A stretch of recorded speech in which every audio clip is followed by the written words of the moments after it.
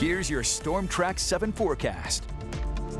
Good afternoon, I'm Storm Track 7 meteorologist Joshua Franson, and a warmer and windier day on tap for today. Winds generally out of the south and southwest, gusting up to 30 miles an hour, otherwise sustained at 10 to 20 today. Don't really fall off this evening, before eventually tomorrow we'll see them shift out of the northwest later in the day because a front's going to move through. It might bring with it a storm or two, potentially stronger storm or two across our area. But first, let's dive into the conditions today. Mostly sunny, but plenty of wildfire smoke aloft persisting. In fact, some of that may mix down to the surface and may impact some of the air quality across some of our areas. So if you're part of a sensitive group, keep that in mind heading out today. It's also going to be very warm as well. Now, as we head into the evening hours and overnight tonight, we'll see those clouds increase. And then as we look a little bit closer to the morning, a little bit after sunrise, we'll begin to see some storms form out west. Now, initially, these won't be strong to severe. Those will move on through.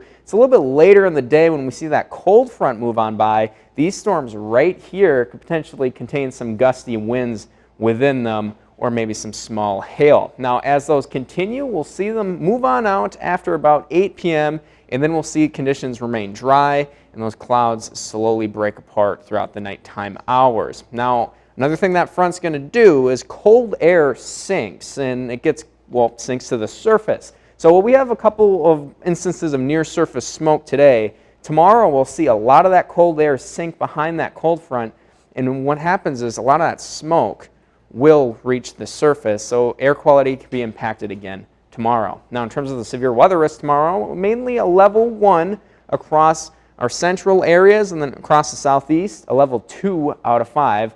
Main risk is, of course, those wind gusts, and that line of storm should be moving fairly quickly. So around 2 p.m. to around, let's say, 8 p.m. is that main window for storms. But in terms of your temperatures, though, for today, getting into the upper 80s to lower 90s, quite the warm one. Tonight, dropping off on the warmer side, hanging out in the upper 60s, and then we'll see those storms move through tomorrow. Notice areas off to the northwest, just a bit cooler than areas to the southeast. That is because that front will be moving from that direction, and we'll see temperatures fall after that front passes on by.